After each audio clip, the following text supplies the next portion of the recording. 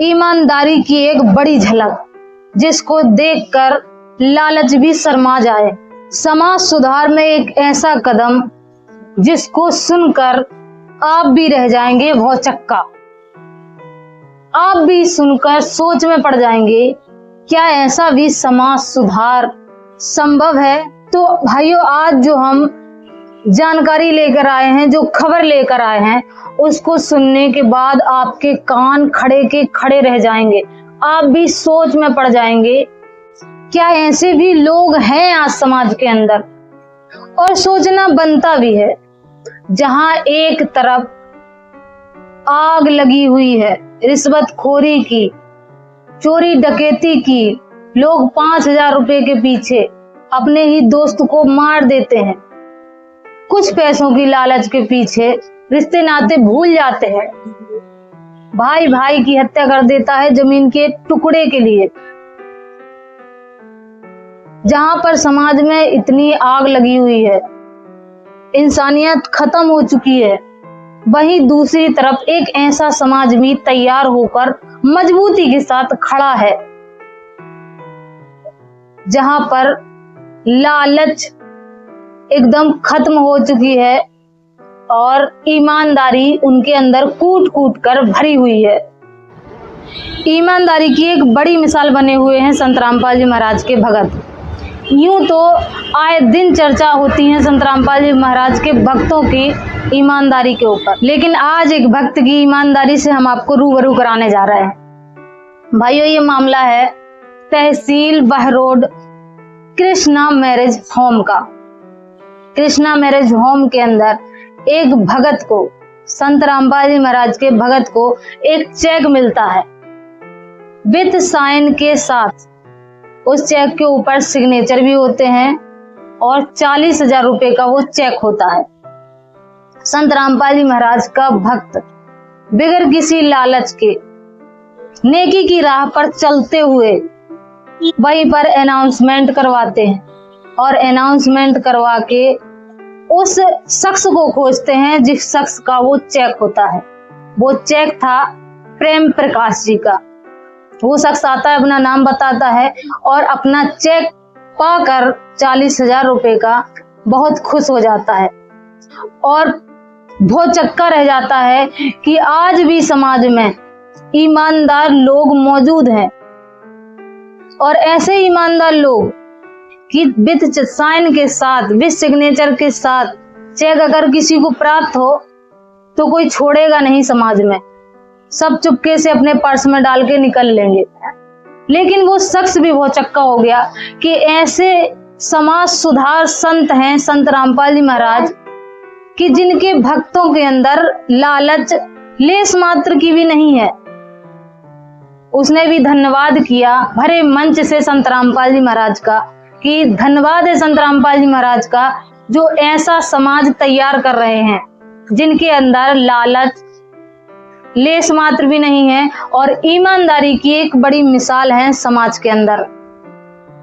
भाइयों, प्रेम प्रकाश जी भौचक्का रह गए और रहे भी क्यों ना, भौचक्का हो भी क्यों ना, क्योंकि वो जानते हैं कि समाज के अंदर आज किस प्रकार की आग लगी हुई है। लोग चंद पैसों के लिए कुछ भी करने के लिए तैयार हो जाते हैं। 5,000 रुपए के पीछे लोग एक दूसरे की गर्दनें तक काट देते हैं। जहां पर चंद पैसों के लिए लोग चोरी करते हैं, डकैती करते हैं, गले से चेनें छीन लेते हैं। किसी का गला कट रहा है, कुछ हो रहा, उन्हें कोई मतलब नहीं, बस लिया खींचा, तुम्हारी गर्दन कटे या कुछ, उनको मतलब है चोरी करने से, अपने जेब में पैसा डालने से। जहां पर भाई भाई की गर्दन काट देता है एक थोड़े से जमीन के टुकड़े के पीछे, घर के बंटवारे के पीछे लोगों की आपस में कलहबाजी होती रहती है। वहीं पर दूसरी तरफ संत रामपाल जी महाराज इतना स्वच्छ समाज तैयार कर रहे हैं। संत रामपाल जी महाराज के भक्तों में भाई भाई का विवाद नहीं, बंटवारे का कोई झंझट नहीं, कोई लड़ाई झगड़ा नहीं। थोड़े से जमीन के टुकड़े के पीछे, घर के बंटवारे के पीछे लोगों की आपस में कलहबाजी होती रहती है।